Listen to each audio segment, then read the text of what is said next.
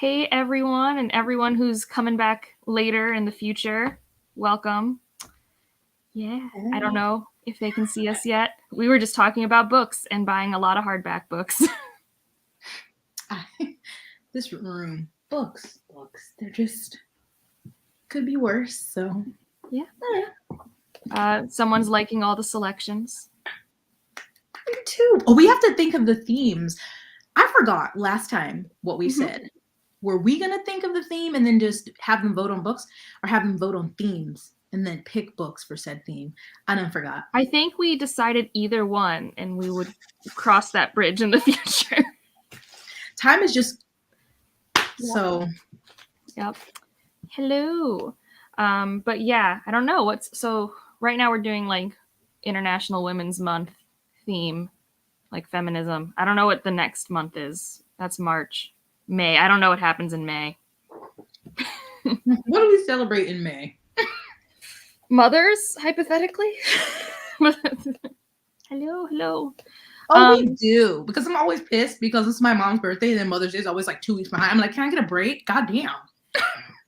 My Mother's Day is always near graduation, so I always have to go to graduation ceremonies. Like my undergrad graduation was actually like Mother's Day when I graduated in 2015. So, yup. National Lemon Day.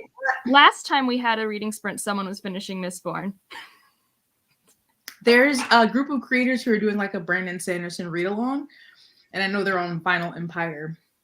Yeah, that's with Princess, right? Nice.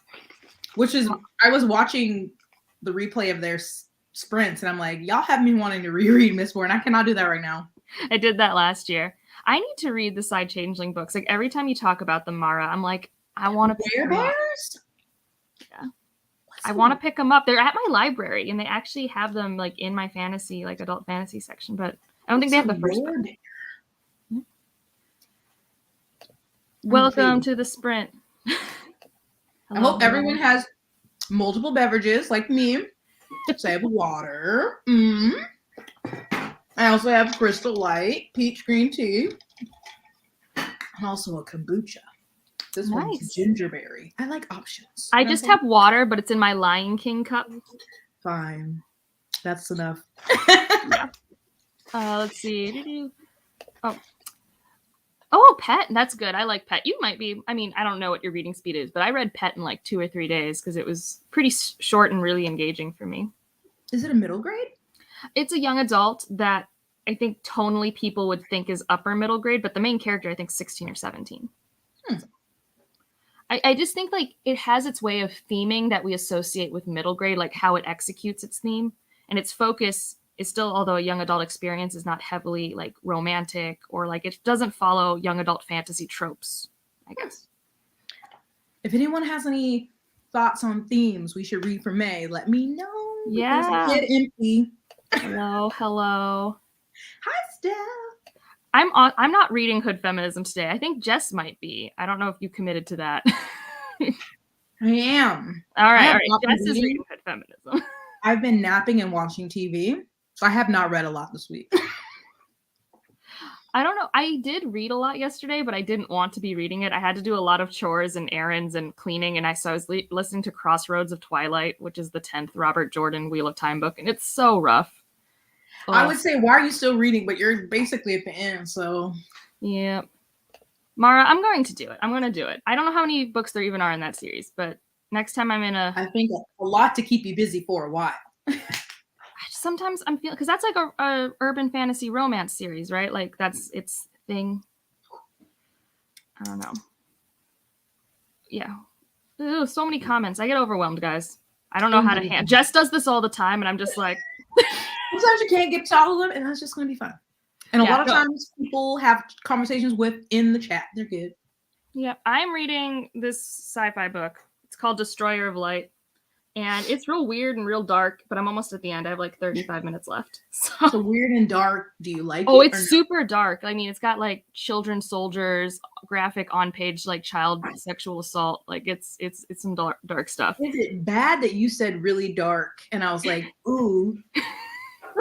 I wanted to be like, it's like super dark, like it's one of those things where I'm like, because it's graphic on page, for sure check out content warnings for it and stuff. Ooh, Kindred, speaking of a dark time. Is that a young adult or adult book? The one I'm reading is adult. Kindred is also adult. I've meant to get back to Kindred since I put it to the side. And I haven't been. Yeah. Oh, someone mentioned The Echo Wife. Yeah, I got it. It was on sale at my bookstore for $7 for the hardback, so I picked it up. So I was very excited. $7? I know, but I was annoyed. So for a year and a half, I'd read The Echo Wife, and I was looking to buy it at my local bookstore. And it was never in their SFF section, and now it's on sale. And they're like, "We had too many copies of this book section." I'm like, "Did someone just never shelve this book?" Like, I've been looking for it. Oh my god, it is so good. That's a middle grade. That is wonderful. Is it sci-fi or no? Yes, it's young adult sci-fi. They leave Earth because Earth is uninhabitable, and on the travel to the new place, things happen on the ship. And when she wakes up from cryo sleep, it is not how she thought it would be. Because I'm still like in a sci-fi. I want more sci-fi, even though I need to be reading a lot of fantasy things. I need to know your thoughts. I'm near the end, so like it's definitely having good payoff for me. But it also is like a writing style that like I'm glad it's only a 300 some page book. Thank you. That's right, Dr. Angela. Change your name. Change my no. Yeah, using the I like using sprints when like I'm having issues like reading and focusing. It helps me a little bit like immerse myself. You're reading Daughter. I need to read books. Who's the author of these books? I know I need to read her because everyone really likes her books. It doesn't ring a bell. Oh, it's like you would know her name, I think, if you saw it, but those aren't lemon Oreos, so I don't know who you are. So. I know they're club crackers. I'm trying not to eat too much because I do have a pot roast in the oven. I'm gonna eat late, but here's the name of the author, Juliet Marillier. Like I feel like that's a common name I always hear on BookTube. I feel like I've seen that name. I like it with the crown. I like the crown more than the doctor. But yeah. So I'm going to read that, but then I should either read my book for my local book club, which is The Last Story of Minna Lee, because like literally I'm moderating that book club in like 2 days, and I haven't finished it. Lit fic? It's only 2 hours left according to my Kindle, so I could do it tomorrow or Monday. But I'm not loving it. And then I have this that I bought myself, and it's so pretty, and I want to read it.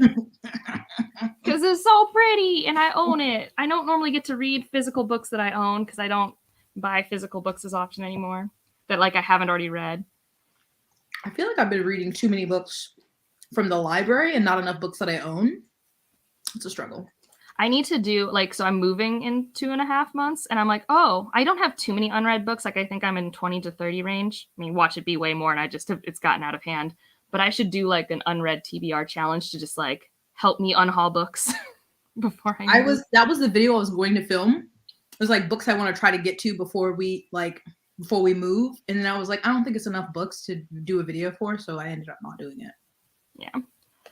I actually I can't think of, so the Cantos has 4 books. The first 2 are like very much like epic space opera, and the second 2 is more like a very quiet, like uplifting, like romance story. They're tonally so different.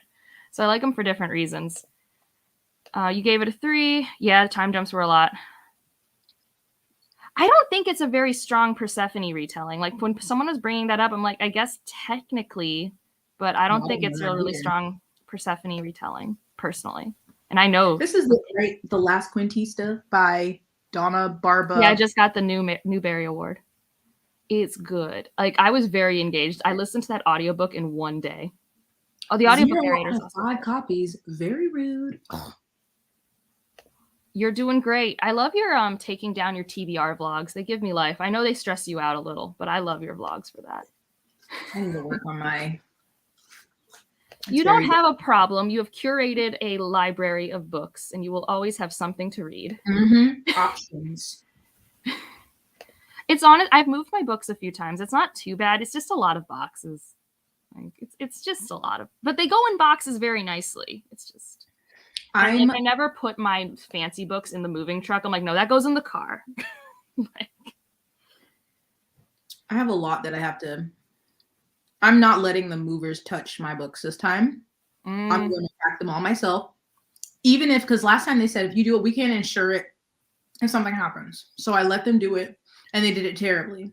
And this is no shade to any Italian or Sicilian people, but let me tell you what, those movers are not going to care about my goddamn books.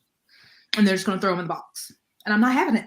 I'm not having it. Yeah, I think we're getting movers, but I think like I have to pack everything in the boxes. They just move the boxes on the truck and then off the truck. Oh, so it's a little different for me. In the military, they pack it and they unpack it, but I'll be like, no, I got this.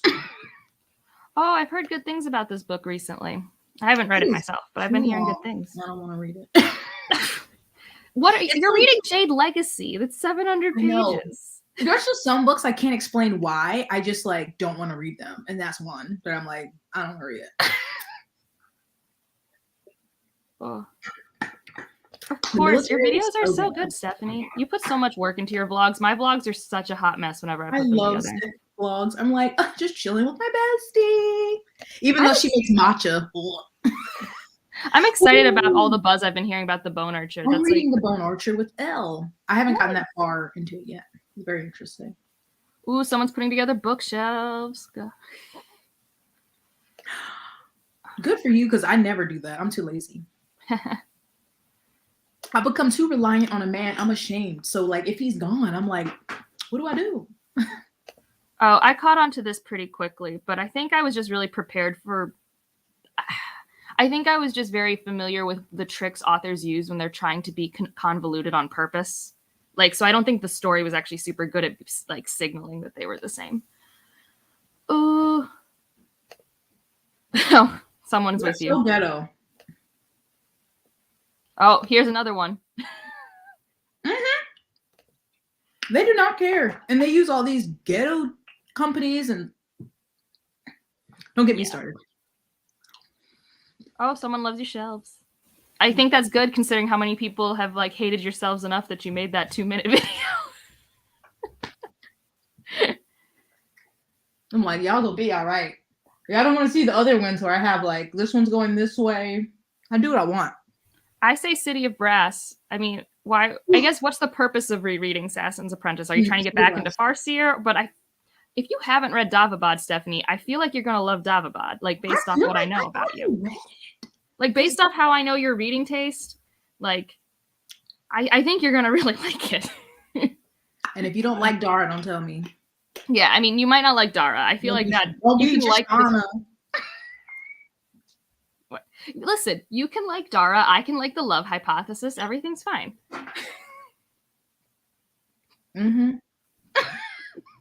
Jess is such a good friend. I was telling her how much I love the love hypothesis, and she just kept going, love that for you. That's so great. The Poppy War. They're very pretty. That is better than what people spent money on from the Illumicrate. And this was like $35, $40. I mean, I already had the books, right? But I mean, each book, it's hardback, right? So each book's what, $25, $30? Right? So that's not too bad. Worth it. It's just an additional book in the series. It's like if we weren't moving in July to we don't know where, I would send her more books. No, I want to be in the club. I would love to be in the itty bitty titty committee. I want to be the president, but I'm not. I'm with the big knocker gang, and I hate it here. So I had no relationship to that portion of the book. I don't know. I think I'm medium to large. I don't think about it, but I'm endowed, you know, like, so I think I'm medium. But yeah. It's so you funny have one person who's not reading this book because of you. In high school, I used to be like, oh my God, I want big boobs. And then I got them and I'm miserable. I would like a reduction. I would like to be a nothing cup where I can just walk around with my nips. That's fair. Also, do you want to finish the Farseer trilogy? Because why do you want to? Like, why did you stop before? Has it just been a long time? I don't know. I like the Farseer trilogy, but I read them all back to back, and I don't love them as much as like Mara does. Well, actually, no, Mara and I might like it about the same amount. It's Leanna who likes Farseer more than me, I think. Maybe. I don't know. I thought Assassin's Quest was like, I understand what she was doing as an artist, but I thought it was a very long book. I was like, the ending of that book, yeah, big boobs, 0. Absolute negative. No, the back pain that comes with them, from what I hear. No. I just want to be, they all are cute sports bras for small boobies. No, yeah, the sports bras, once you get once you're like at 34D, the sports bras start to become like obnoxious. Yeah.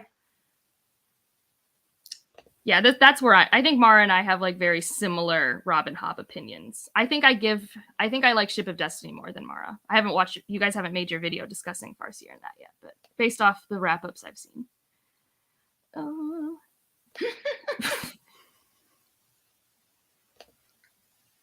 Yeah, I think Evie might be, if Evie was allowed to read, would be reading Royal Assassin right now. Have you read all of the Realm of the Elderlings? No. I can't remember. Oh. I made a choice, a life choice in 2019 to start Realm of the Elderlings and Wheel of Time at the same time. That was a life choice I made. Yeah, so one time I went to Victoria's Secrets and they were like, oh, you actually you don't know your real bra size. And they measured me and they're like, you're a 32 triple D. And I'm like, well, you don't sell anything in that size, and that's very uncomfortable. So I'm going to go back to like my 34D life. Victoria's Secrets measures people all wrong. Yeah. They make me sick. Well, yeah, then I don't know if you really need to reread Farseer, but you can, because that's a short one. She recaps a lot in the next book. Like Royal Assassin, I feel like recaps the first book. She recaps, because I thought the same thing because there was a gap. But she basically in the first couple chapters was like, and this is what I was doing. So I don't think you need to read, because we read it together. We read the first one together. So I don't think you even have to reread it. Just go into Royal Assassin. She'll give you a recap. So it's like great when you haven't read it for a while, but if you go into it back to back, you're like, Robin, I know, girl. Like I do think that you could jump into Royal Assassin, or if you jumped in and you were like you would know in the first couple chapters if you actually needed a recap, and then you could do it. Yeah. I figure we'll start our first sprint at 25 and go to the top of the hour. That's my plan, everyone. So just so you guys know, when I abruptly stop whatever conversation. Shut up! We're reading. This book is not super long, and so I went because my library hold hasn't come in yet, and I was gonna buy the audiobook, but then it's like only 7 hours, and for some reason I'm like, I don't want to spend my credit on only 7 hours. It's so pretty short. I'm gonna be reading this with just my eyeballs, at least today, so we will see how it goes. I was like, so normally I get my audiobooks, so I have the Cleveland Public Library and Boston and the Minutemen Library, because Minutemen's like the greater Boston area and Boston's just Boston. And normally the Cleveland Public Library has more ebooks and audiobooks, so that I normally can get them from there easily. They didn't have a Hood Feminism available, and Boston, not Minutemen, which is the bigger one, has like 50 copies. And I'm just like, Boston, I know you have a problem, but I need to get a second library card. Because I only have one. Very ghetto. I recommend Cleveland over Boston, but I also hear you can spend like $50 to get into the New York system. Which sounds like options. Yeah, I mean, I have friends who do that. Evie says that it was useful because they had read the last book over 6 months ago. So, Victoria's Secret. I'm so sorry. I don't hate it. Just by the way, I'm excited actually to reread it once I do one day finish this whole thing, because I know Assassin's Quest is going to hit different in the future. I do know. Yeah, no, I mean, I don't know. I just do what I want. I haven't purchased bras from them since college, and I've been out of college for a minute. Oh, see, this is someone who paid for the Brooklyn Library card. Yeah, I've heard that. I need to look into it. It would be worth it. Oh, you can also do the LA one. I don't know which one's better. Which one is better? I don't know.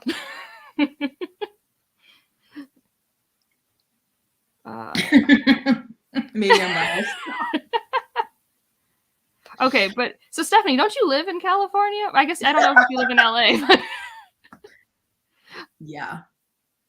So I feel it sounds like either one's probably fine. I feel like either one of those people can buy in. They have like a lot of money to spend on new books. I don't know how that works. I guess Ashley would know better probably. But... Steph's also a librarian. Yeah. I know I was watching, I've not finished that World Hoppers video, because I have to take it in small doses because I just get so angry, and then I'm like, I need to walk. I saw a TikTok that, and I feel like it was in Texas, but I can't be sure, where it was a teacher and she was saying like 3 superintendents in her area had just quit, and she was like, these people make over $300,000, so it's got to be bad for them to quit. And I'm just like, I feel bad for teachers 1000%. And then also the parent, like, what are you going to do when, and it's been happening with nurses too, like, what are you going to do when you don't have enough people to teach children or to take care of people? Yeah. Sounds like a society that's not functioning well. Joe. Stephanie, which one's the best? Louisiana. Okay, this is not helpful. Okay, well, they're both the same price, so I'll just like eeny, meeny, miny, mo, and choose one. I was about to say, pick the city who you. I don't know. I don't even know how you pick that. Oh, there's also one for Queens apparently, but I don't know if it's similar to the Brooklyn one or not. I don't know how New York City handles it. In Boston, there are different libraries in each borough in Boston, but it's all the same library system. So I don't know how New York handles it. She mostly uses Brooklyn. Okay, I'm gonna have to get Brooklyn because waiting. I'm sure they're like private schools, because you know those liberals teaching kids about sex and critical race theory. Like, and here's the thing: like, I didn't start purposely reading literary or historical fiction till I was an adult, like 23 or 24, and we'd read things for book club. I'm like, it's so fun analyzing and talking about these books. I hated this in high school, but all these books would never pass because they talk about sex, because they didn't show me anything fun. Just all or it would be about sex, but it was like in Wuthering Heights language, so you didn't notice that that's what was happening. Like, I saw someone. It was like, our kindergartners we need more conservative teachers because our kindergartners don't need to be learning about sex. Because I don't know if it was like something about sexuality or gender. You know, like. I mean, I don't know what's happening in kindergarten today. I don't remember much about that time in my life. Naps. I was learning polar bears had like actual black skin and their fur is clear. Like, that's what I learned in kindergarten. I remember nothing else. Naps. We didn't have nap time because we only had half days for kindergarten. And my mom, because she worked, had to put me in the morning kindergarten. So then I went to after school care somewhere. And I hated it because the afternoon class was the good class. They got recess because they were quiet. They were just well rested. Like,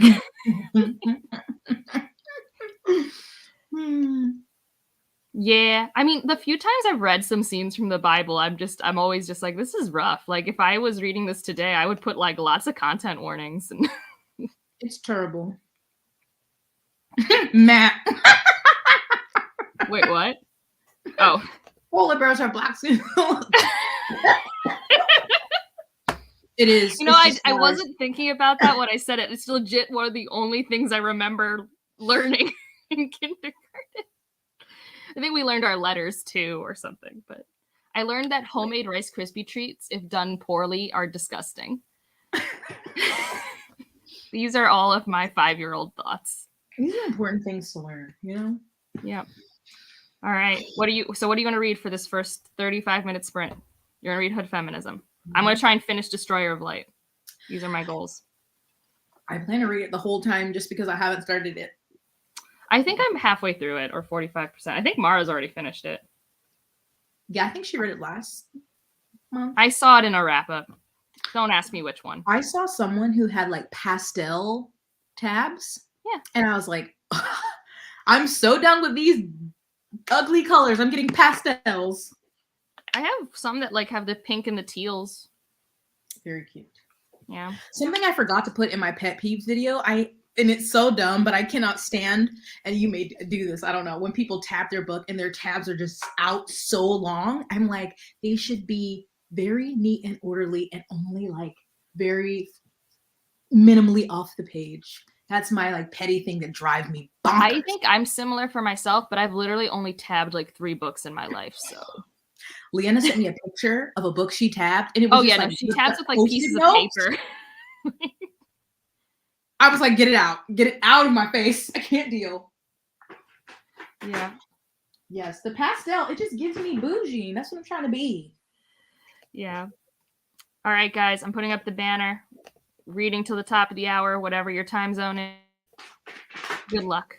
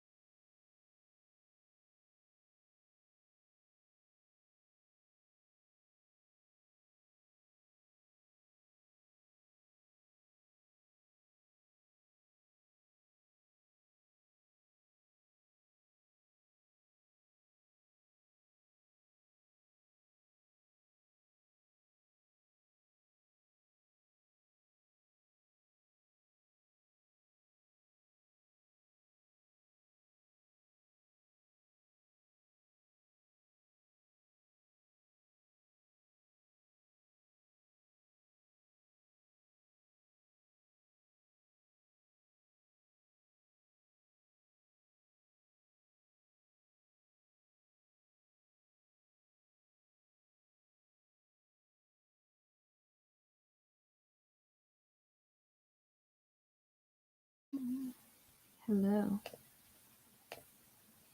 Do. I never know how to say hi, guys. If you whisper, it's gonna creep someone out. If you're loud, it's gonna scare somebody. So you just. I mean, yeah, you scared me. Can confirm. I like to bring them in with a little Adele. Hello. What is this book about? It's a story of love, lust, and murder in queer New York. We could do like a true crimes theme. Murder for May. Ooh, that's not. Let me stop. But you know what I'm saying? Like there's the one that's in Chicago that everyone always loves that I haven't read yet. The nonfiction about the First World The Devil Fair. in the White City. Like that's, yeah. I don't know if that works for like a book club discussion, but it is a nonfiction category. I mean, I've heard great things about it. Someone says, "Ooh, murder May." Someone started the Dragon Republic, and yay. So good. I think I still like the Poppy War the best of that trilogy. I'm unsure. Really? My rating is the Dragon Republic, the Poppy War, the Burning God.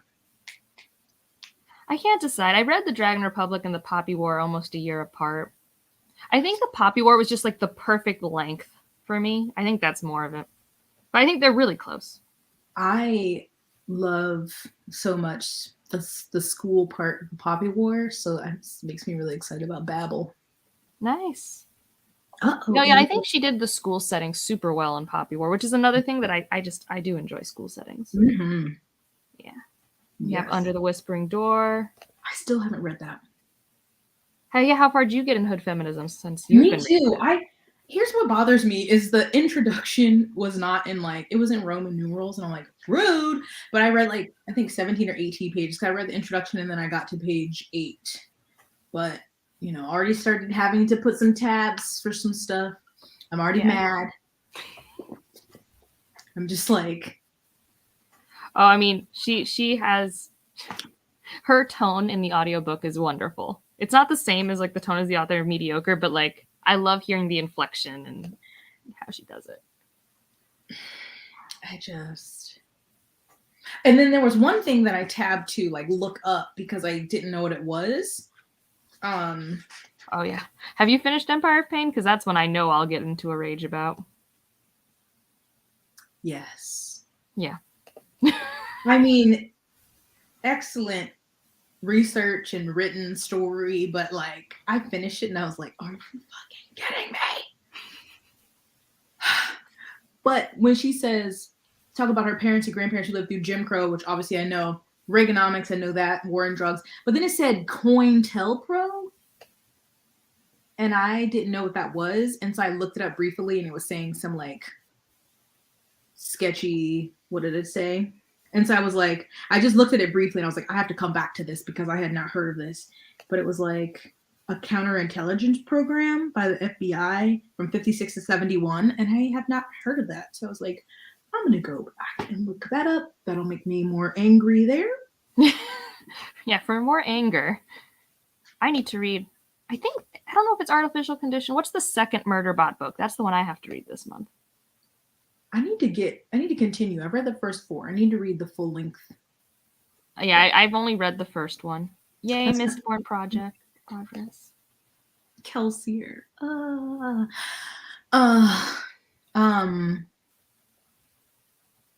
Yeah, without getting mad. I just here it is. Yeah, I just don't know much about it, so I was like, I'm gonna add that to my million tabs I always have open. But have you read Bad Fat Black Girl? No. Notes on Trap Feminism? Because I know Mara she read that one, and then she read Hood Feminism. But that one was really good too. And I was like, I feel like this is going to be different, but you're getting a lot of overlap with that material. Of it there. But that one was, I don't know. I love that one, but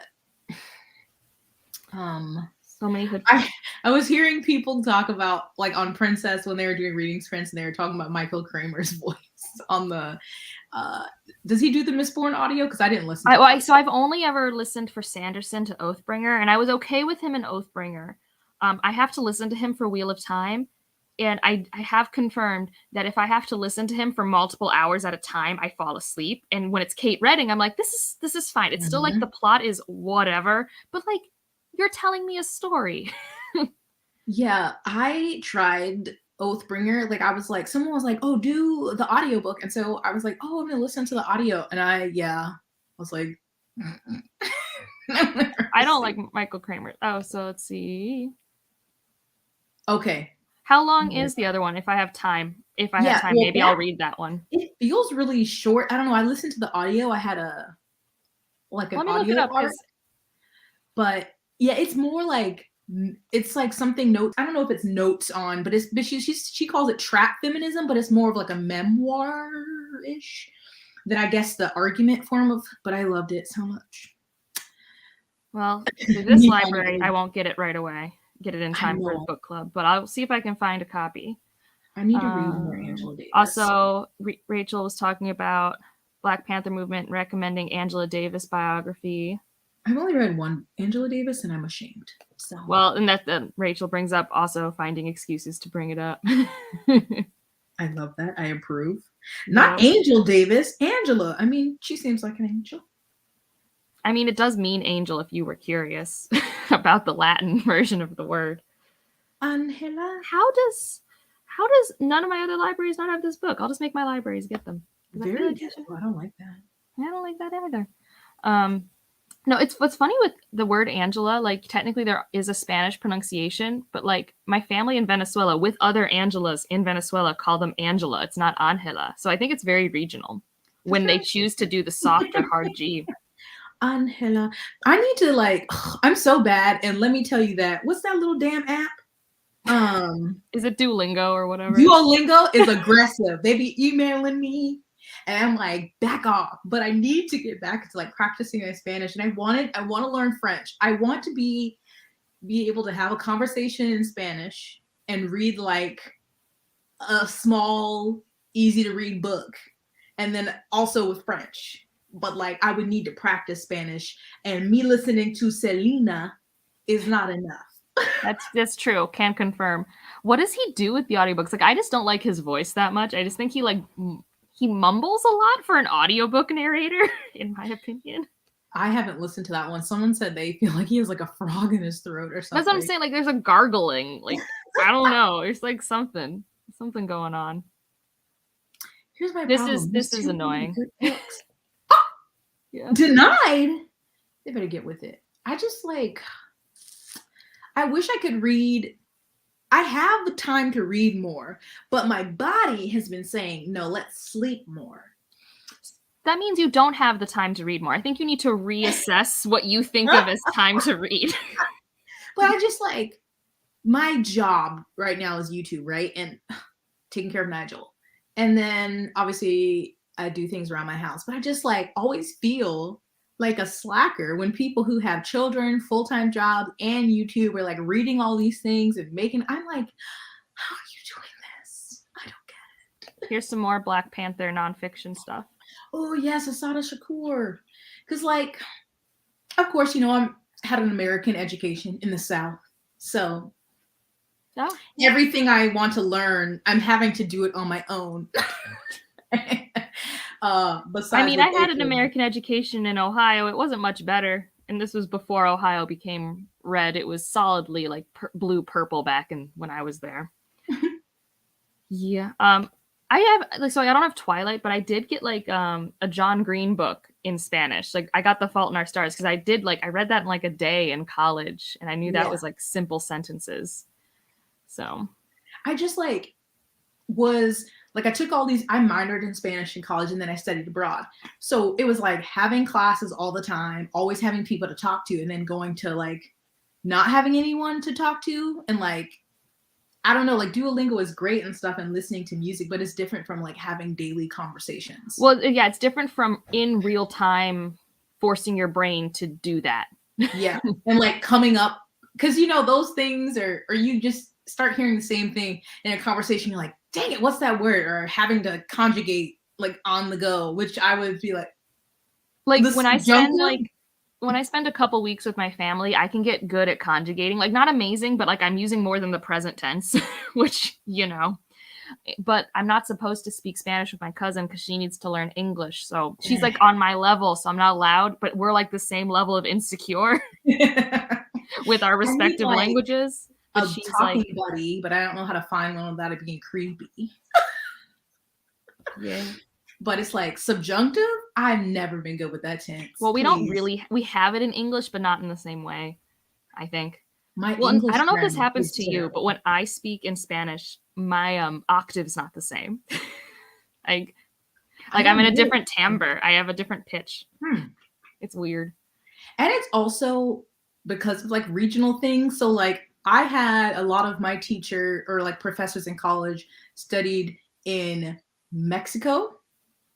And then I went to study in Spain. So those were very different, like certain words were like, oh, no, that does not mean that here. And just different like accents. And I'm like, what is this? And like even like, so there's Spain conjugation of verbs that aren't used in most of Latin America, but in Maracaibo in Venezuela, they use estáis, which is the Spain version for a star. And I'm just like, why, guys? Why we do this? Vosotros, I was like, can we not? I am not going to just speak Spanish. I am no. No. Yeah, my mom's always like, have you been practicing? I'm like, practicing with who? I mean, sure, I sing along when my songs come on, but there is one J-Lo song with J-Lo and Mark Anthony, No Me Ames. I can sing that all the way through.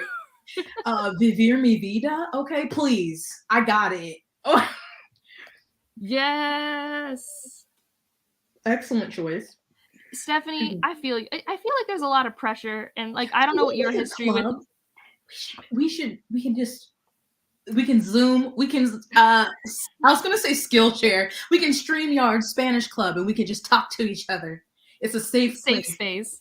Yeah, well, because especially like my mom, bless her, wanted us to learn Spanish, but she's like the American. She's like the one who speaks English, and my dad was the lazy guy who spoke Spanish but didn't want to teach or translate or do anything. So nothing happened. So I'm not bilingual whatsoever. That no one take that away from this.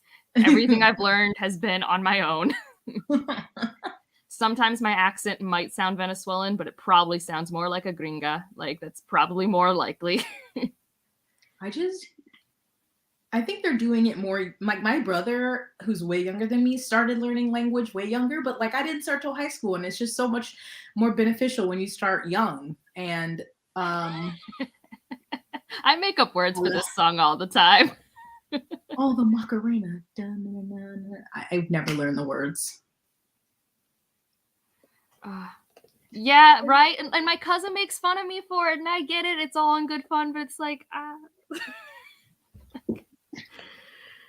no. It's just when I do it's not the same. You know how we all hear our voices lower than we think they are, but then when we actually like hear a recording, well, I hear my voice is like pretty medium, and I know it's higher than that. It gets even higher for me when I speak Spanish. So, I feel you. I think it's actually like I'm making up a statistic. I'm not like sure where it is or if it's true, but I'm pretty sure there was a study that showed if the female, like if the mother figure or the caretaker partner is the one who has the other language, the family is more likely to pick it up. But if it's like the dude, it doesn't normally happen. And it depends on when too. Like I was raised in the 90s and there was still like a stigma about becoming like American and like, yeah. Mm-hmm. And I feel bad because I have a friend like this too who like was adopted from Bolivia. And like, so his parents were just white New Englanders. He was just adopted, only ever knew English, but like he looks Bolivian. So he will always be approached and people will speak Spanish to him. And like, I've not ever met a more New England person in my life. That is his culture. Oh, that's cool. I can from learning Spanish, I can get by with Italian just because of similarities, but like I never like really learned to speak Italian. But like it's enough. Like I can read things and like make inferences. I'm like, and like conversations, I kind of just tweak words. They're like, okay, I'm like, and use a lot of hand gestures. And that's how it got. I learned recently from a lot of my Italian American friends that we've all just been pronouncing their last name wrongs and they've just accepted it. And I felt so angry. like I have two friends with last names that I've been pronouncing the way they told me to, but it's just wrong because Americans can't handle it. And I was just, they're not hard. It's just. You know what I've always wondered? Why in English we had to change the name of other countries? Like, why don't we just call the countries what they're called? Like España, that's not hard to, like, I don't understand why we changed them to an English version. That's like somebody having a name and you're like, no, we're going to give you this name. Which I mean, it's literally what we do to some people. Your name is not Guillermo, it's William. So they were like, oh, it's not Deutschland, it's Germany. What? All this mess. Truly. See, that's why I have hope that I can learn French because, you know, Latin languages. But my thing with French is that one, they like love to put a lot of letters in a word and only pronounce two of them. Yeah. And then the like accent is very like throaty. And I follow this TikTok. She's from France, but she lives in America. And so her TikToks are all little French thingies. And she was talking about like the accent, like, and she was like, you have to be like, she was explaining it. And I was just sitting there like, trying to give like the French, and I don't think I can do it. I can only speak French in a Spanish accent. It's horrible. It's not good. It's horrible. Like I'm just like, I don't know what to do, but also of all the Latin languages, French annoys me the most because they use a lot of letters in print that they don't say out loud. And in print, it provides context, but out loud, it's like, but you're not saying the part that tells me what's plural. And I'm like, why are there 10 letters here? And you said, ugh. Like, what? But yeah, whenever there's an X in a word and I don't know what language it is, I assume it's French. Every time. Unless it's at the front, and then I might assume it's Chinese, but usually context can help me. I'm going to Geneva in April, which is in the French-speaking part of Switzerland and like really close to France. And I'm just like, because I told Andrew when he retires from the Air Force, which he has 8 more years, that he needs to get a job at like NATO or something because I'm not spending the rest of my life in America, the ghetto. And so I was like, I'm going to go scope out Geneva, see if this is a good place, but I need to learn French. Oh, I mean, English is messed up. I just know it. And also, English is like a weird Latin Germanic mess. I guess my brain was going like Italian, French, and Spanish when I was thinking that, which is limited. So I apologize. English, like, when you think about all this, the dumb words, like, well, with this one, we pronounce it like this. Or there's this word that's like, when people make little videos, and I'm like, English is the worst. And like, my English grammar, trash. What's even worse is we have 2 different sets of spelling for English words, depending on what country you're in. And it's just doesn't matter. It literally doesn't matter. But there are people who will die on either hill. And I'm just like, none of this matters. And, you know, it never comes up more than Wordle. And that's when you ever know it's going to be an OR word that day.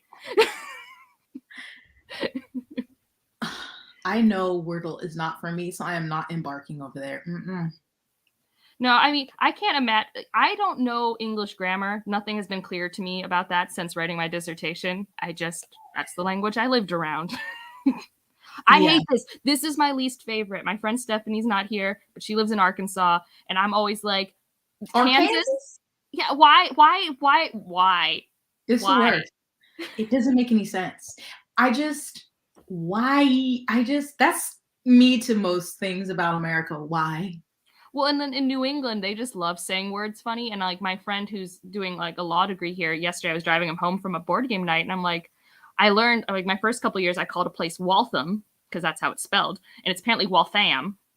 I'm like, well, okay, I'm wrong there, which it wasn't horrible. That's just like I didn't have the right spread of the vowel. But then there's a place called Peabody, but it's not Peabody, even though there's Peabody awards and stuff. Like, no, it's Peabody, and I'm just like, it's like Reading, and I'm like, it says Reading. Like, no, it's Reading, but that's another one. I mean, we all know about Worcester and like it's nonsense. Which in Ohio we have a Worcester. It's spelled Wooster, not with all of these other letters that we just like I feel like that's like a lot of places also in England where they have all these and they're like, no, you don't pronounce it like that. I can't think of them right now, but I've like seen them. Like I've learned to whatever. It's like, where's this one? It looks like it's like Leichet. It looks like Leicester or something, like Leicester. And I'm like, what? Oh, Lancaster. I'm I like, only know that one because there's a board game. Yeah, I don't know. I don't like. I can speak English. I could never like teach it. I mean, I can translate. Like if I'm with someone and we like know both half a language, I can like get there. yes, that's it right there. I'm like, I was like Leicester. They're like Leicester. Yes. I think that's Leicester. Like I think their C when that's like that has like an H after it. I could be wrong. But I used to pronounce it Edinburgh, but isn't it Edinburgh or Edinburgh? Oh, I mean, we called it Edinburgh, but I don't know if I'm saying that right. Well, because we had yeah, it's Leicester, like in Gloucester. I'm like, what are y'all doing up here? Take these letters out of these names. Yeah. Leicester. You are right on time. Hey, Breezy. So the H in Amherst is silent. So it's Amherst. Anyways, like yeah, so I don't approve of the English language, but I don't have to engage with it very often in a difficult way. Edinburgh. Edinburgh. Okay, so there's an Edinburgh University in Pennsylvania that's spelled the same, but it's not pronounced this way. Really just be struggling over here. Yeah. Well, it's kind of how like so different parts of the country will say Illinois differently. Illinois? My eye starts to twitch.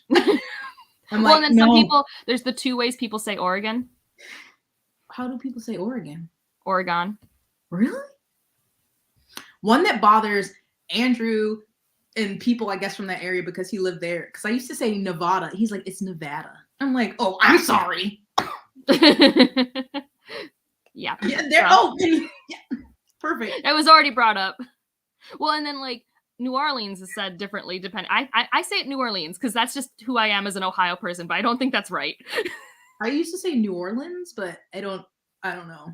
Well, and then like there's a board game called Orleans, which is Orleans. Like that's how it's spelled, but that's like the original, I think, French place. It's a mess. How should we be saying it? People from New Orleans talk though, especially when they say baby. I'm like, oh. I'm so excited to go to New Orleans. How do I say it? Someone tell me though, because I don't think I say it right.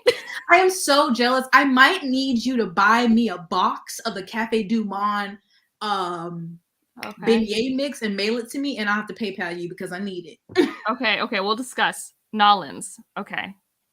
Yes. The baby. It's great.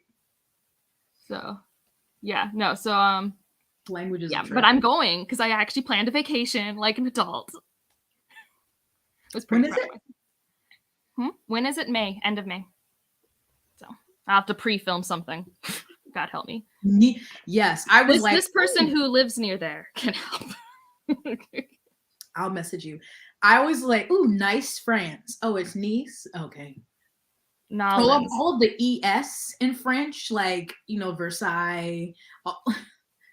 Why so many letters? Why? There's too many. There's too many letters. And they know they mean something when they're written down, which fair. But how does that meaning just go away when you say it out loud? I don't.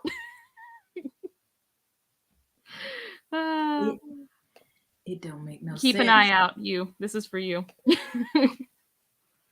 Nolans, yeah. The food. I'm just thinking about the food. Oh, yeah. Today's Wordle. Yeah. I like to do the Wordle, like the one that shows you the country that you have to pick the name of. I learn a lot about where different countries are. So it's kind of fun. So I don't know if anyone's done that one. That one's enjoyable. That one doesn't do like letters. It's more like you get a shape and you guess the name of the country and it will tell you how hot or cold you are, like in what direction to try and go on the globe. It's pretty fun. All right, we should probably get ready to start another sprint. How dare.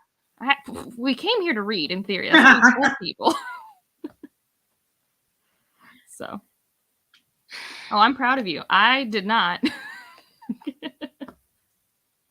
So, yeah.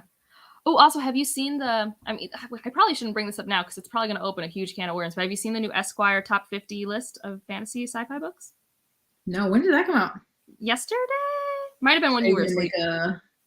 are you making a reaction video to it? I don't know You if I'll said make one. I Esquire? might just what? I don't know. I think it's Esquire. I don't know. Someone just posted in my Discord, and I really liked the number one. It made me happy. I haven't seen this. Let me look. I liked it. I mean, obviously, it's like any other clickbait headline. Like, don't take it as fact, but The 50 best fantasy books of all time. I already see something I like here. Okay, right? It's a good selection. I think it's a fun selection. okay, I'm glad this is on here, but I don't appreciate her being okay. I'm at this now. See, now I needed this before, and I could have done a video talking about this because I already got emotional. I didn't know you hadn't seen this. Wow, number 50, but at least she on there. Okay. You know, there's some honorable mentions that aren't on there that people would be mad about. Like, I mean, I'm annoyed Hobbs not on there, but I don't think Abercrombie or Erickson is either. So, okay, well, I'm gonna have to. Yeah, I'm just saying it's like all the lists, not perfect, but also I think, and you'll have to correct me if I'm wrong, I don't think Harry Potter was on there, and I was pretty proud of that list. I was like, technically it should be, but I liked that they chose not to. Yeah, I know it's gonna be controversial. Yeah. A reaction. Yeah, I mean, it's one of those things where like no one would like my top 50 list. If I ever made my own top 50 list somehow, like people would rage. They wouldn't like it. I can't even like submit a top 10 at the moment. That's too much pressure. I could do it. It's just that there would be some books that people would be like, "How dare you not have this on your top 50?" I'd be like, well, your top list doesn't have Robert Jordan. It wouldn't. I mean, I think my more egregious ones would be it wouldn't have Tolkien. a Lewis or Tolkien or Martin. I know that's how it's pronounced, but I hate it, so I say Tolkien. I know that's rude, but oh well. I try to respect people's last names. He's Jess. not alive, so I just hate it. Tolkien just sounds so like it.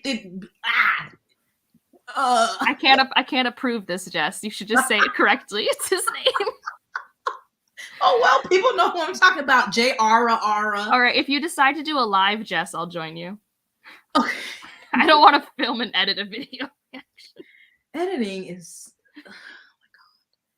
But no, I mean I can understand why people are raging about it, but I think there are plenty of lists that already like fulfill other purposes, and this one actually like put things on my TBR for the first time. So that was kind of exciting. All right, I think at the 30 we'll do to the hour again, do a shorter sprint. And I don't know what I'm going to read, but I'll figure it out. What do you You're going to continue hood feminism, right? Mm-hmm, mm-hmm. You know, I love a Saturday evening rage in my mind. I'm like, calm down so I don't rip the page when I turn it. I mean, if you do, it's just an annotation for later. Yeah. But it's just interesting. Yeah, I don't know. It's interesting. It's like these books I'm reading, I would like love to have these conversations with. It has not been cemented. I was thinking April 2nd, but it hasn't been. Keep your eyes out. Early April. Yeah, keep your eyes peeled.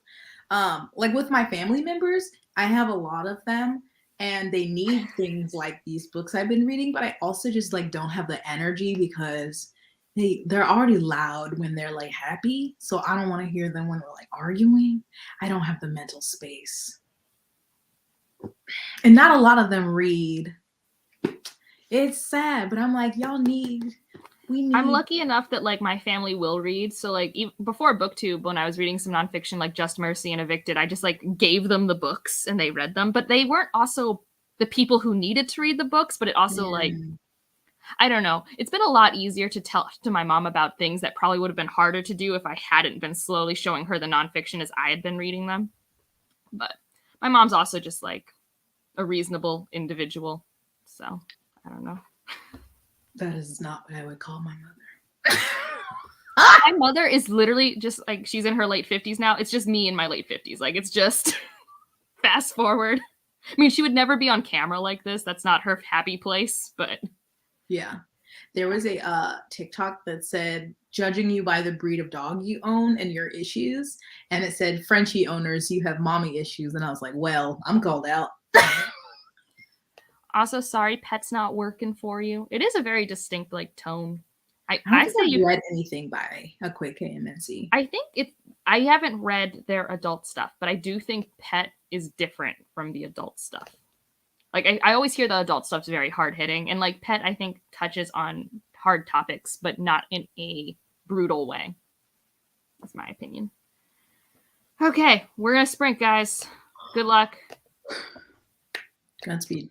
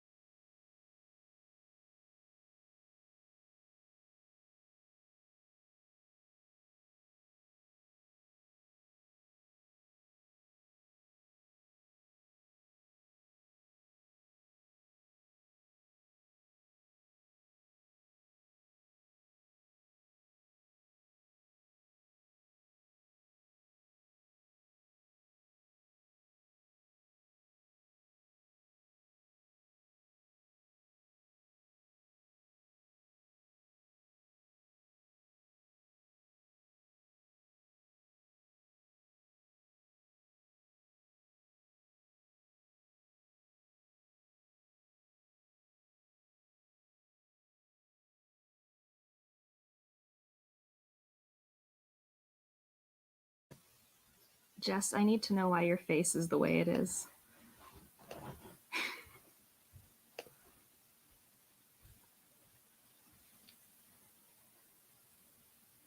I'm very terrified about whatever you're Googling right now or seeing on your phone.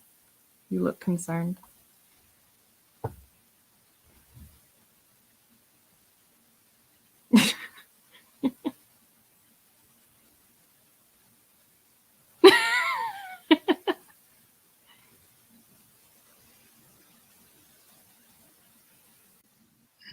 Hello. Saw that your face while on the phone. I'm like, well, I finished my thing. What were you reading? You were so concerned. Oh, it was a TikTok. It's cold in here. What did you decide on reading?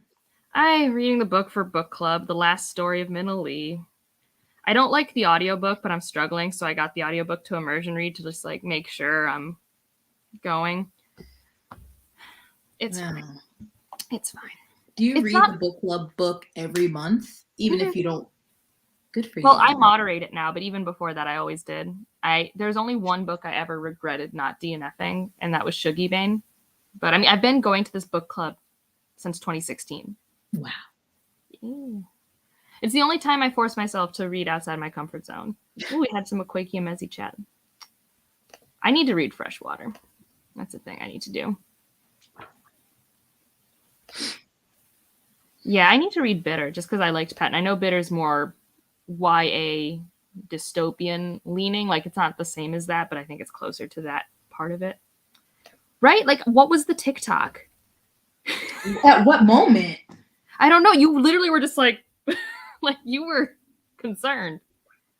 I'm trying to think of what it was. Look at walking the dog, reading some Dragon Republic. Oh, I mean, I don't think there's really tea. It's just that, like, as a child of a parent who had drug problems, it was a really hard book to read. And I don't want to speak for the author because I know the author, it was autobiographical for him. But, like, it felt like someone writing their story to be cathartic, and he literally only highlighted all the traumatic moments. And for me, it was really punishing and emotionally manipulative, and one of the few books that's ever triggered me. Like, literally, I could see the one time we had hope or happiness, I knew how it was going to unfold. And the minute that happened, I was just sent into a spiral. It was horrible for me. I don't know. It's a very long, depressing book. Yeah. Yeah. In real life, I actually saw In Real Life Friends yesterday. It was crazy. We're actually having people over tonight. It's bizarre. We're like going to have a party. Like, all of our friends are vaccinated and our cases are like 80 cases a day or something in Boston. But like, I don't remember how to socially interact with people. So. I can't handle many people at once. Yeah, I mean, that makes sense. I mean, honestly, 20 pages for me in 30 minutes is honestly like, I was pretty focused. Yeah, no, it's a heavy book. The book tells, I mean, it's one of those books where marketing's like, oh, people who like A Little Life, here's the same type of cover. Like, and I haven't read A Little Life, but they're both those gray covers that sounds like the trauma one. Yeah, and like I said, I hesitate to say that just because, like, A Little Life they aren't writing about, you know, their own experiences. Like, I know the author of Shuggie Bane was writing about their own life and stuff, but also, like, nothing good happens. Like, for 500 pages, and we're going over the course of someone's life, and it's just that, like, it was really brutal. No, thank you. Yeah, I mean, you know. And I actually know people who like A Little Life who picked up Shuggie Bane and didn't like Shuggie Bane, but I think they didn't feel as connected or something. I don't know. Yeah, I don't know. I wish I had DNF'd it, but I think at that point I was stubborn because I'd read 2/3 of it. And I was like, well, I need some sliver of happiness. Well, I was hoping, because I had read reviews. I even did the thing you do, and I went and I read the 3-star reviews, and I was like, is it worth it? Should I get to the end? And everyone said the ending was hopeful, and I call so much BS on that. I'm like, oh, no. Wow. Like, you all lied to me. I don't like being lied to. This is why I make the reviews and I don't consume them. People lie to me all the time. I hate when I feel lied, bamboozled, led astray. It's upsetting. I'm sometimes just glad I trust myself. Like, not to bring up the love hypothesis again, but people in my Discord were like, it's not about graduate school, Angela. You can read it. You'll like it. I'm like, guys, I'm in graduate school hell. I'm not going to pick it up while I was preparing. And I'm glad I waited because it is so about graduate school. Yes. Like, I'm just That's like, a major the plot personality is trait. about academia and how rough it is. That's the plot the romance is on top of. Yeah, it's just, yeah, I didn't like it. I like legit when I had to go to book club for that, I had to tell the group who like thought it was beautiful and great, or I'm like, guys, I'm just too close to it. Like, I will rage. Like, I cannot. It was hopeful. He didn't die. Sure. The 19-year-old character by the end of the book, or yeah. Let's see. Yeah, so I mean, I try to DNF books, but I'm not super good at it. It's really easy when I know I should. Like this book I'm reading now. If I wasn't moderating it, I would have DNF'd it and shown up for book club and like heard people's thoughts. But I have to facilitate, so I should know what happens. I guess. Yeah. Oh my goodness. Sorry. It was hopefully didn't die still getting me. This is not the definition of hope. I don't know this book, this author's name. Should I know this I name? read The Kiss Quotient a few years ago and I liked it, but I haven't read any further. But I remember when Ava was reading Heart Principles. I do agree one should look up trigger warnings, but there are just very few trigger warnings it does not have. Maybe it doesn't have animal abuse. Maybe. Well, thank goodness for that.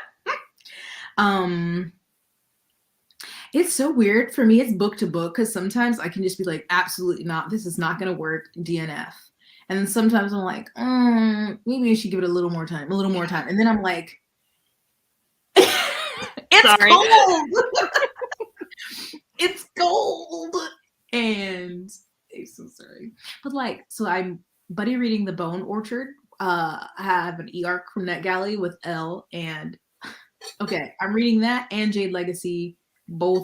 I'm reading the e-copy of Jade Legacy because I'm not reading my Illuma Crate. Fancy one, yeah. Or is it Illuma? Whoever.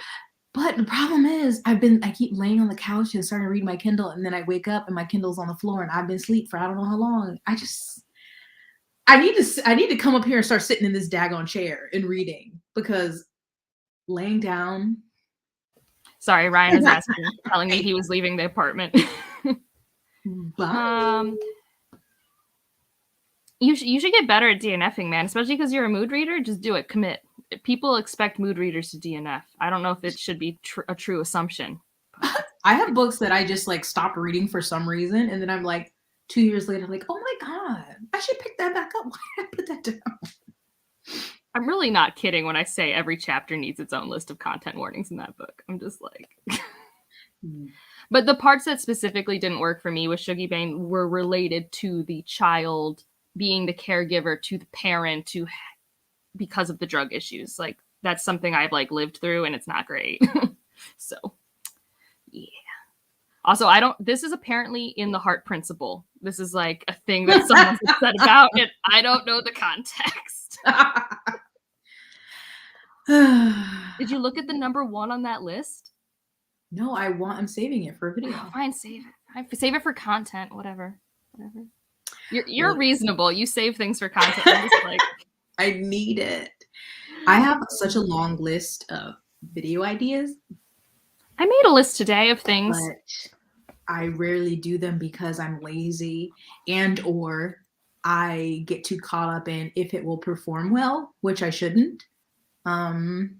I think that's what happens when you have things that do just perform so well. I'm not positive because I've just always had like a steady, every video does about the same or a little better. Mm-hmm. So I don't have these like big moments of like, oh my God, this video did amazing. Yeah. I don't have that. I'm just like, some take a little more effort.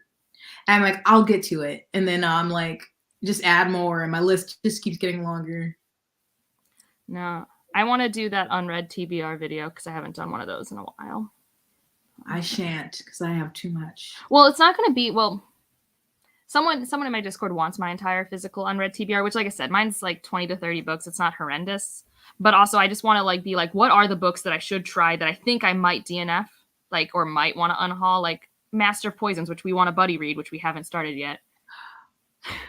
But like that's been on my shelf for almost a year now, and I don't know if I'll like it or not. And I have this standalone fantasy book by an Icelandic author. I should probably read. I've had that for over a year. What's that called? Shadow of the Short Days? Don't think I've heard that. I found it at a bookstore, a Books A Million. It was like one of the only books that wasn't like by Jim Butcher or something. But I have some books like that. Like just someone like, I'm not well, like all of these books right here still need to be unhauled. But like, I'm not going to be getting rid of like a ton of books, but there are some I'm like, I should just at least, because maybe I'll just DNF this and I can just get it out of my collection. Well, and like I have Docile that I've had for over a year that I want to try that one. That's a heavy one. I don't know what the emoji is here because my computer does not show me, but I assume that it's something. I don't know. It's like, I don't know how to explain the face that has like, it's like glasses that have eyebrows on a mustache. Yeah, my apparently Windows 10 does not let me see that emoji. Sorry. 20 to 30, maybe on one shelf. Listen, my shelves are getting a bit messy, but I just like don't have. This room is chaos. I need to go through so much stuff before. Yeah, I mean, for me, I think it's just like, honestly, once I have the space, I want to join the I have a 100 plus TBR fan club. Like, I want to be there. Like, I know a lot of people don't want to be there, but like, I want to join us. It's great here. But I don't have the space yet. I don't know. If I had to guess, I would say I have probably like 100 unread books around. This one's 250. I have a friend in the UK who she's clocked it ebook, ARCs, and physical, and it is at like 900 something. But I'm also like, I love seeing her wall of shelves. I'm like, you have so many untapped adventures. You just take one off. I love that. Untapped adventures. Yeah. See, and like, you don't have to read all of them. You can just look at them. Some are art. Yeah. Like, when I buy a special edition, I'm not reading that. What do I look like? This is like what my partner does. My partner will buy books every year. Like I tell him, hey, you just did a book haul, make a video. And he's like, I don't know what that means, but okay. And then he won't buy any more books until he's read them all. And I'm like, what? Interesting.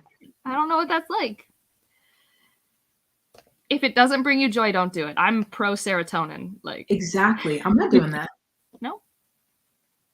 And I also don't think you need to, and if you can financially afford it, like I'm not pro someone like not being able to buy food, but like do what you want. Yeah, it's like, well, before I got back into reading as this much, I would just go to like Barnes & Noble, I buy one book and I read it. And then I'm like, okay. I sometimes do that still. I'll be like, I know I have a TBR. Like I did it last year for the Asian Readathon where I'm like, I want to do a vlog for it. I'm going to go to the store and buy some books for the Asian Readathon. And I read them. It was crazy. Oh, that's so funny. 500 unread books. Yeah, I mean, I don't know. I think it just depends on if it gives you stress in any way, then obviously, yes, then you can have the goal of fixing it. But that's, like, look, book buying, book collecting, book reading books, these are different things.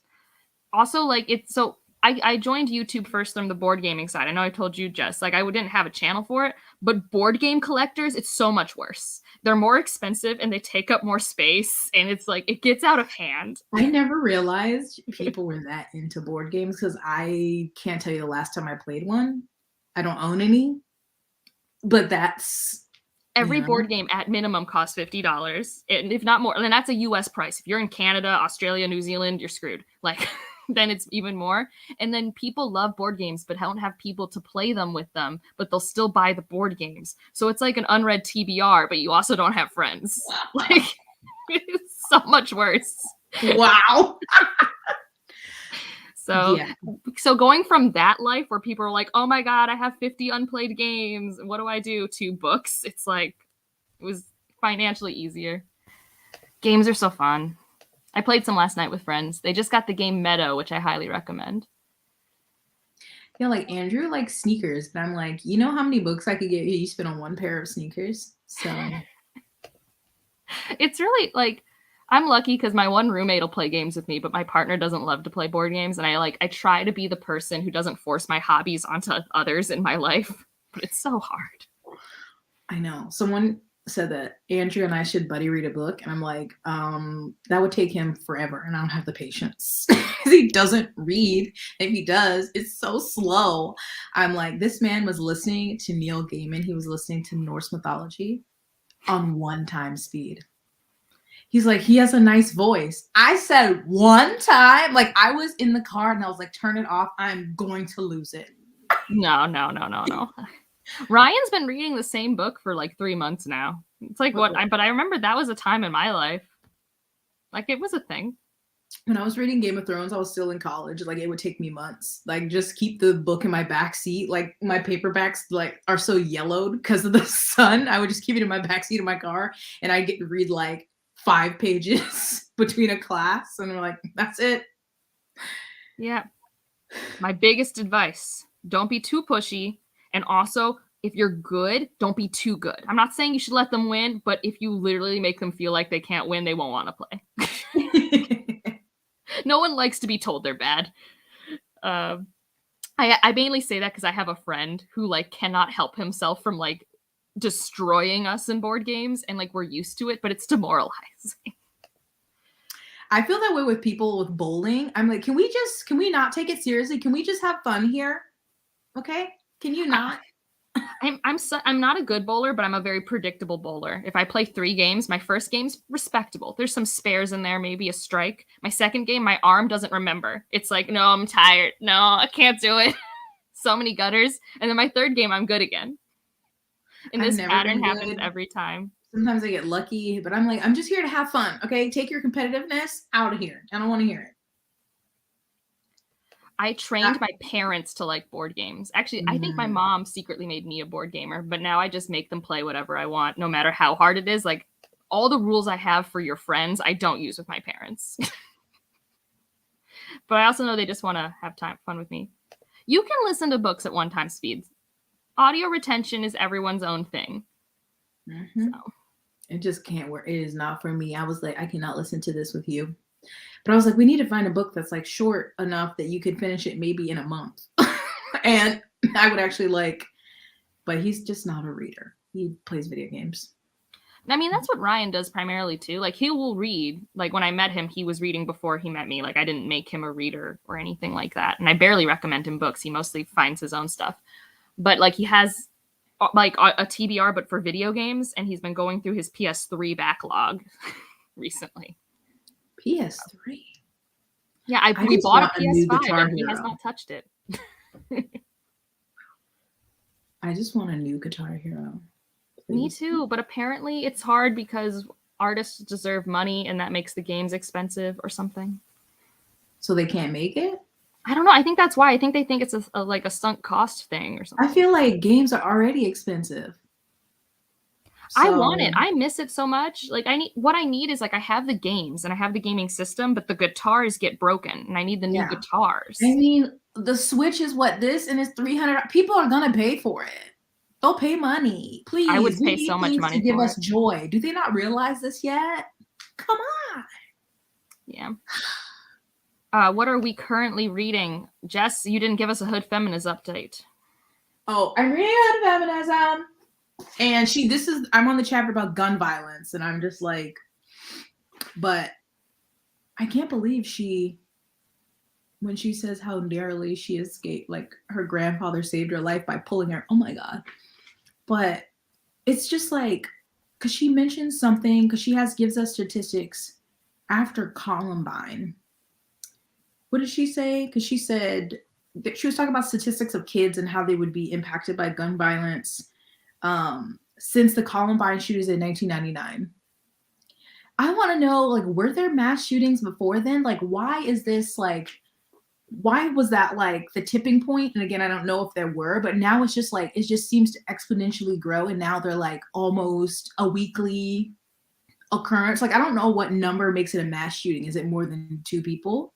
There is actually, I don't remember the number, but I do think there actually is like for like because they're just databases, like, there is a number cutoff of how many people must be killed. And I don't think it's actually that high. yeah, because they like the numbers that they say for like mass shootings in the US. And I'm like, what? And so it can't be that high because I would hear about all of them. But I just want to know what changed like after Columbine that made, I don't know, but But Columbine was 99. mm-hmm. Yeah, I don't know. I mean, cool. So 2000 obviously was like a year that pivoted, like it started a lot of stuff in our country, like in terms of like that election and like, I don't know. Yeah. And then, 2001, September 11th, I don't know if was news media. So I know news media, especially after 9/11, shifted dramatically, but I don't know if it was going that way already in the 90s, where like they realized, oh, 24-hour news cycles actually like yeah. I mean, make I wasn't money. paying attention to the I mean, news yeah, because 99, I was like 7. when 9/11 happened, I remember my mom yelled at me because I was pissed because it was on every station. I was trying to watch Nickelodeon or Disney Channel and it was on it. And I was mad. She was like, shut up and sit down. Yeah, so I think, I don't know for sure. I haven't read any nonfiction or done any research into it, but I assume the whole like feedback loop of I want attention, get attention this way, give attention, that whole. It's just like, because when she mentions, she starts it out like, I shoot guns. I like to go to the grenades. And same, like I've always, my dad's side of the family, they're very country. They hunt, shoot guns. Like if I go home, they just like behind their house is nothing but woods. They just go out and they basically like their shooting range. And I do it with them. When we lived in the States, we owned 3 guns in our house. We go to Texas. I like to go to the shooting range stuff, but I'm still like, I mean, it was relatively easy to get these. So I would not be opposed to it being harder. Like I feel like people like to pretend like you have to be, of course, just like everything, black and white. Like you either like guns or you don't. It's like no. There's a whole range. What I And thought was really weird in my life is so like my family, we generally don't have a relationship with firearms. We weren't hunters. We've lived in very urban areas, no real like active need for it. And no one that I knew of was actively in the military, so they didn't like go to shooting ranges. Like it wasn't part of professions or hobbies or part of life. But then my grandfather, when he moved to New Hampshire, and then he was like in the 24-hour Fox News hell cycle that slowly like changed his brain. He suddenly like wanted to like get guns and get like a register. And like, you're like 73 and you've never shot a gun. Like, what are we doing? yeah. It's, I just, Yeah. I don't know. I don't know. It is one of those things where like, especially when you like don't live in like the blue red bubbles, like it has a more nuanced approach. Mhm. But even in the book I was reading, it mentioned guns because the mother main character is from Korea, and she commented on how moving to America, she never saw so many people who weren't in the military with firearms. Like had a violent past, had a violent history with bombs and firearms, but normally it was contained to a certain subset of people. It's just like also the types of firearms people can own. I don't think like I always get confused. So my So sorry for you. brother-in-law's wife, her dad is he retired or maybe he's still a police officer? So he has like this ridiculous gun collection. I mean like sniper rifle things that have to be like on a stand that are like you can only shoot at an outdoor range that have like they're like and we've gone and like shot them with him but like he owns them, it's legal, and I'm like, but what do you, I mean they're fun to shoot, yes, but I'm like just the things you can get, it's a lot, and I just don't know how you ever, I don't know, I don't know. Yeah, I don't. It's one of those things where you look at the way like regulation as a conversation is always interesting because it's never used equally across stuff. It's like regulation for like alcohol is not the same as for other recreational drugs, right? But like we just don't use things differently. Like it's so much harder to like get a driver's license than it is to get a gun. Like there are just weird regulation levels everywhere. And like there's no consistency other than the political lobbying at the time. Like Yeah, it's yeah, I don't know. I don't like it.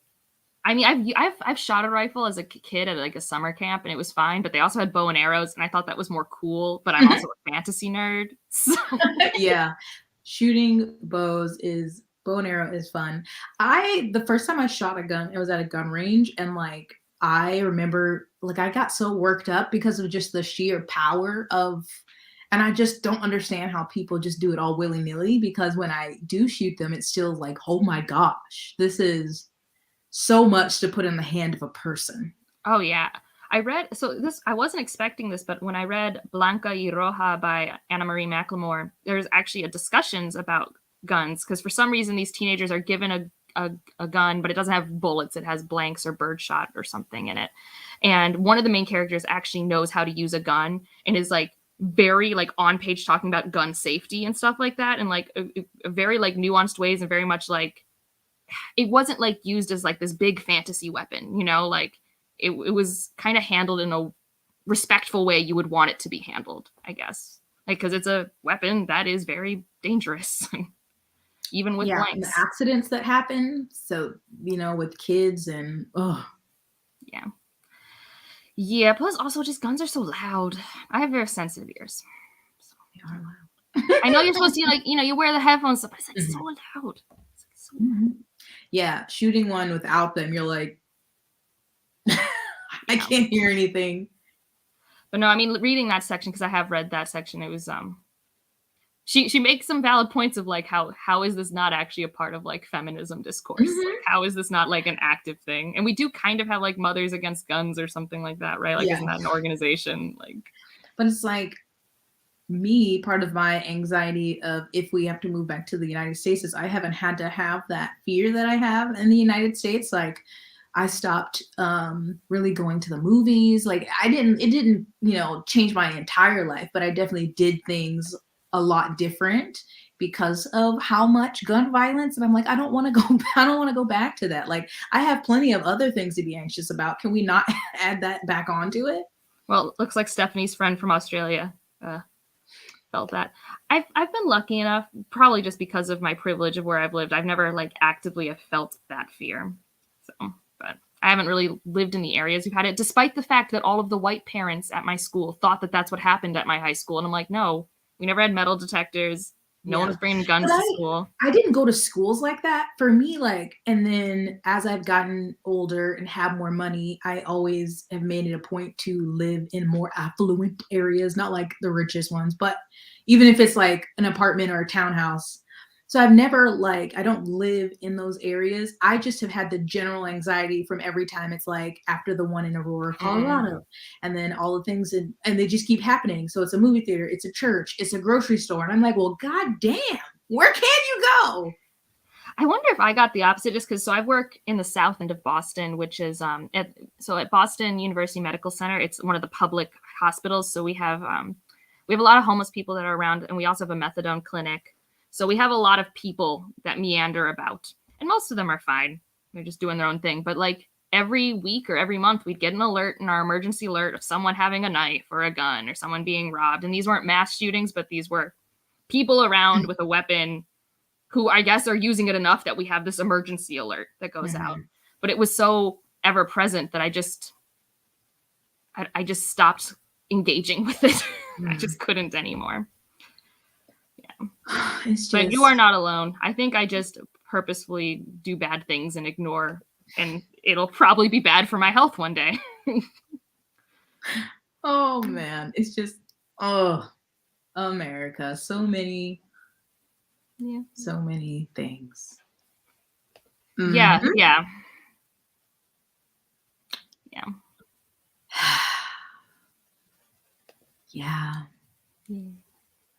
That's such a happy note. We should talk about something happier for a second. How long did you want to sprint for? I don't know. I can do another sprint. It's up to you. And I guess the chat sprint, too. And then I probably want to go eat my late pot roast. That seems reasonable. How long do you want to sprint for? And I can do another 30. Yeah, let's do another 30 at 30. Because that sounds fun. I need to get a snack because I am hungry. Apparently, 2 Eggo waffles and a banana is not a healthy lunch. I mean, I feel like it's decent. You didn't get enough protein, though. That's the problem. Probably. I don't know. They put a lot of protein in Eggo waffles. Like, you don't see it, but they put it in there. It's weird what they put in Eggo waffles. 4 grams. You're not getting enough from 2 Eggo waffles and a banana. Is there protein in oatmeal? My normal lunch is like oatmeal and a banana, and then I don't get hungry. I think I don't eat oatmeal. I did because I was trying to find food that was like a reasonable calorie that I could not get hungry every 30 minutes, and oatmeal worked. Yeah, but it's not very good. I'm a grits gal. Oh, well, fair. Yeah. Okay, I was looking for the grain you turn into mush. That's my mushy grain of choice, grits. But every I like it. Every like culture has one where you turn grain into mush. But I like it with like heavy cream and butter and cheese. This makes it unhealthy. Or it doesn't make it unhealthy, but it makes it a higher calorie. Then I should just eat something else. I just put bananas in it. Peanut butter, that'll give you some more protein. It would, but oats have plenty of protein. Rachel just told me. Rachel is a mom. I believe Rachel. I want a muffin. Don't get me started on muffins. Cupcakes have less calories. I don't understand muffins. Muffins have a hold on us, and I don't get it. We should just eat cupcakes. I approve. I mean, I don't eat muffins that often, but I do enjoy a blueberry muffin here or there.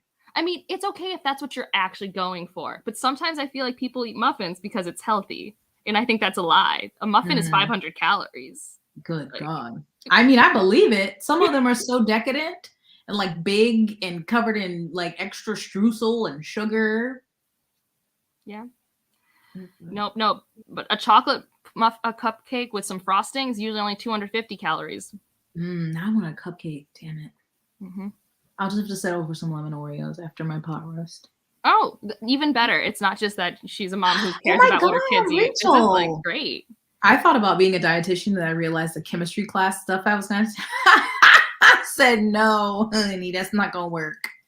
That sounds good. Like, this sounds like, because that's not the lane cupcakes are in, so that's fine. I just feel like, I don't know. It's sure it's what's in it, but it's still like your breakfast shouldn't be 500 calories of a muffin plus an orange juice or whatever. Like, that's a lot. I like to have 3 blueberry Eggo waffles and some eggs and maybe a little sausage in the morning for breakfast after the gym.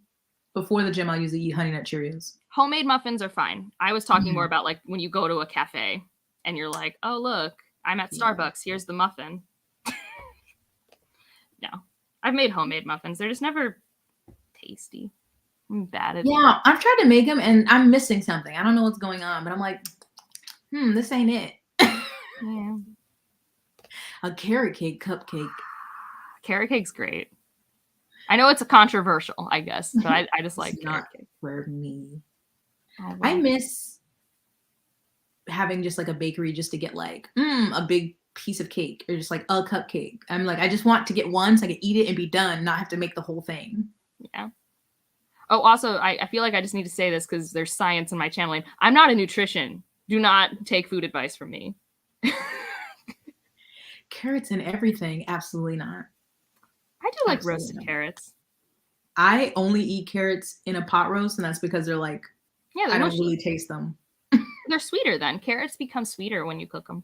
Nigel loves carrots, but he's also part bunny rabbit, so. This is fair. I support you. Frosting can be, it depends also, like, I don't like store-bought frosting. Like, I don't mind it if it's in the jar, but what I mean is like when you go to the bakery section of a United States grocery store and they like have this buttercream that is so sweet, sickly sweet. It's not my favorite. I like more like actual butter whipped frosting where it's more butter than sugar.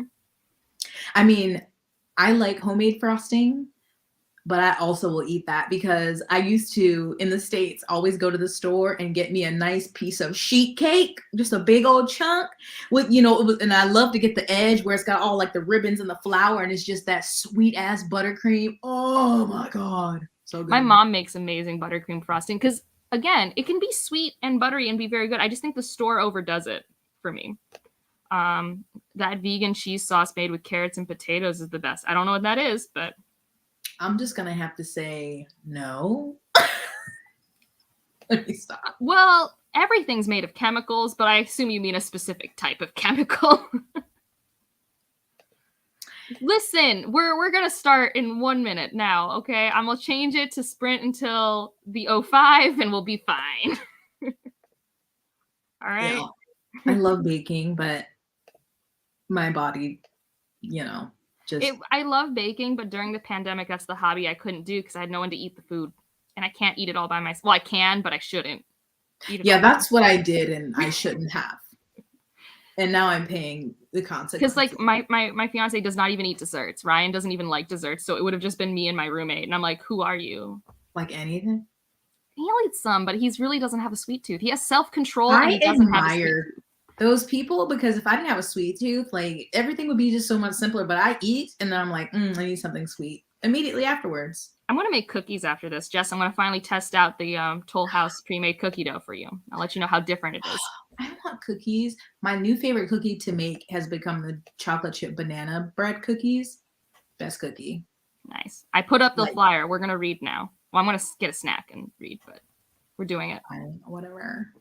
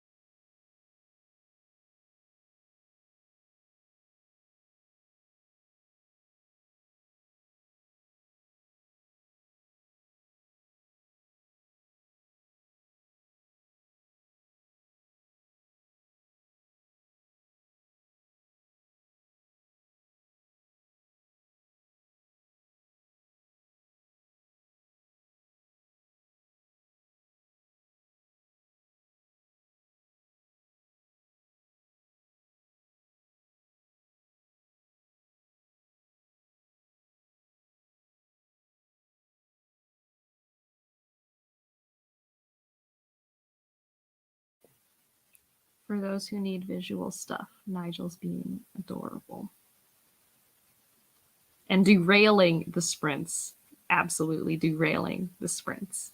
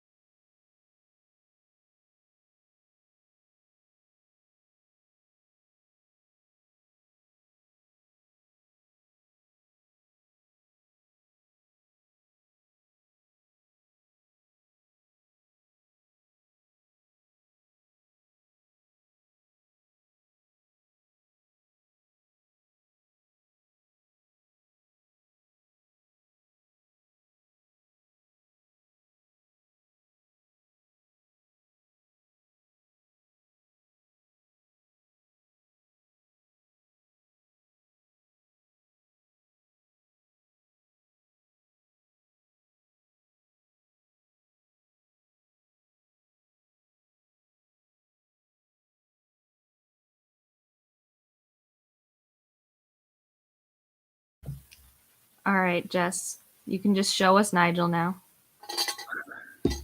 He's say hello. Everyone. Hello. Nigel with his little floppy ear. I love the Nigel reading portion. Someone said this was above Nigel's reading level. We're working on it. He was sad because he destroys everything. And so I was like, bite another part, but he just wants to get the stuffing out of it. Yeah. That's a very, like, that's relatable. You ever have that thread on your clothing and you're like, I shouldn't be pulling at this thread? Yes, I understand. No, someone stopped reading because of Nigel. Oh, please. But Nigel is also cheering up Sarah, so that's good. Because Sarah's apparently having to read Robinson Crusoe. I've never read that. Oh, there's a board game for it, and that board game is supposed to be one of the hardest board games ever. Really? Well, because it's like a survival game. I don't know what the book's about. I don't know a lot about board games, obvi. Yeah. Woo! Dragon Republic. I think the character interactions are the most fun for me in the Dragon Republic. I just love Katai so much. Yeah, that's a good character. Nini. I think it's hard for me to remember the stuff I liked because I really had such a visceral reaction to Burning God. I know you did. I know. It's whatever. I'm still excited for Babel though. I've been seeing like some authors on Twitter who've gotten like the manuscript and I'm like, I hate you. Yeah, that's fair. I support this. I'm trying to decide after these sprints, I only have an hour left of this book I don't like. So I could just power through. Yes. Get it done. Mm-hmm. Or I could play Horizon Zero Dawn. You should just power through. I know. It's only 4 too. And I know that so I got to see an author, not interviewed, just like a conversation for Tochi Anibuchi with Goliath, where he was interviewed by R.F. Kuang. And so I know they give each other their books because they're like besties. Well, because I don't think they went to Yale at the same time. Like she's at Yale now, but he went to Yale. So they also have like that. Alumni. Wow. Hey, did you give up on Kramer yet? It's awful. Don't read it. I really wasn't planning on it. So that's good for me. Yeah, no. Someone's calling you out, I think, potentially. Unless it's like a very involved video. I don't know. I don't edit fancy though. Like people who do fancy edits. Anytime I try to do more than my normal, I'm like, why? I just stick with literally just like, I cut things, I put in pictures. I make sure the color balance is okay. I make sure the volume's the same throughout. That's all I do. Yeah. I'm just like. Yeah, maybe. I mean, so it's for my time and around 7:30 or 8 is when I have to be hostess mode. Well, not really. I'm not really putting that much effort in, but it's when people are around. So have to decide what to do. Probably should eat more than the snack I had of just like a slice of cheese and chocolate chips. Yes. But the cheese was cheddar. It had protein. Everyone I listened. But I do want to play. I'm right now trying to fight these bandits. I'm very much not good, so I've died a few times. Same video. Yay, Ship of Magic. I love Ship of Magic. I have to start that this week. Or is that the first one? It is the first one. It goes Ship of Magic, Mad Ship, Ship of Destiny. I know you won't remember, but I'm just letting you know. I have to start that this week. I don't know. I never read her YA, so I have no connection to this author. I'm going to give it a try because I'm intrigued. I haven't read any of her YA, but I'm intrigued by this one. I'm going to get it from the library, but... I also misspoke the intention. This person was not throwing shade. Besides The Sims, the only other thing, I saw this random thing on TikTok and I was like, get me this game. And I don't even know what it's called. I think it's called Martha is Dead. It's supposed to be like, this video game is so scary that they had to take out certain parts. So like when you start it, it's like, do you want like an edited version or do you want, and I was like, no. And so far I'm like, I don't think it's that, but it's really, I am not good with a controller because I play on the Sims on my computer. So it's like very slow going, which is good for me because I'm like trying to get used to controller, and I'm just like waiting. I don't really even know what the point of the game is. I'm just kind of going with it and waiting to be so scared. One of the new games that came out that's an open world game is Elden Ring, which I'm sure most people Andrew is playing that right now. Well, so I will never play it because I will never be good enough to do anything. He plays a lot, and he's like, "Oh wow, this is it's literally meant to be like very challenging, which fair, that's fine. Yeah, it's the Malazan of video games or something. I don't know. Yeah, it's something. But last night we watched a video of like the greatest hits of someone's Twitch stream of them like trying to play it, and it brought me so much joy watching this person play Elden Ring. I occasionally look up because I'll hear Andrew go "fuck," and I'm like, but I'm like, I like this one better than Call of Duty because at least you're not screaming the entire time into the TV. Yeah. Are you better at games? If you're better at games, good luck. I mean, I also am like happy that Horizon Zero Dawn's an easier game because that's like my fantasy sci-fi aesthetic. Because Elden Ring's like real dark, gory fantasy, and I'm like, it's not really my thing. So I don't feel as much FOMO. So, what are we having? Elden Ring. It's very pretty. What is Horizon Zero Dawn? So, the premise? Oh, the premise. So it's far future Earth where we're basically back to tribal systems and we have low technology again. But because of what we did to get here, which I don't know yet because it's part of the plot, like discovering, there are like machines as animals as well to fight. So like there are basically dinosaur machines. So it's like, I guess it's more science fiction than fantasy. It's just like the fantasy is like I'm using like a bow and arrow, and like it's very like it feels like the historical fantasy but it's far future dying Earth. Well, it's not dying Earth. I don't know. It's fun. I'm having a good time. My name is Aloy, and I have always been outcast because I don't have a mother, and these people are bitches. So, Final Fantasy. Yeah, I don't know. Ryan's been playing Kingdom Hearts, and he's only been playing the numbered games because if you don't know, Kingdom Hearts has a bunch of games that are not part of their like. Talk about a series where you don't know which books to get from the store, like in terms of video games and the plot continuity. And I'm never going to play them. But we've been watching this YouTuber explain the plot of Kingdom Hearts so that I can. So. Oh my God, too much. Yup. But that's what Final Fantasy reminds me of. So yeah. Yep. You and my partner are just playing all the same things. He's on Kingdom Hearts 2. I know. So I messed up. So I'm the eldest of this. I have one sibling who's like 3.5 years younger than me, and I'm the eldest. And growing up, I tried really hard to get a Game Boy because everyone was playing Game Boy like Pokemon, and I wanted to play on a Game Boy Advance, the like Pokemon games, and my mom would never let me have it. But I also missed the boat on getting the Nintendos or PlayStations. So we never had any of those, and I wasn't like aggressive enough as the older sibling. So we didn't get a gaming console until like 2007, and it was like a Wii. So I have no video game skills. I had an N64. We had like a Super Nintendo and then an N64, and that's kind of where it stopped. And I've just never been good. I used to just press buttons. But I've been wanting a Switch because I want like the Mario games. But I'm like, can they go down? I don't want to pay $300 for this little thing. Don't they have like the Switch Lite? I don't know what those are. I don't know. I thought about getting a Switch, but I just don't think I would use it.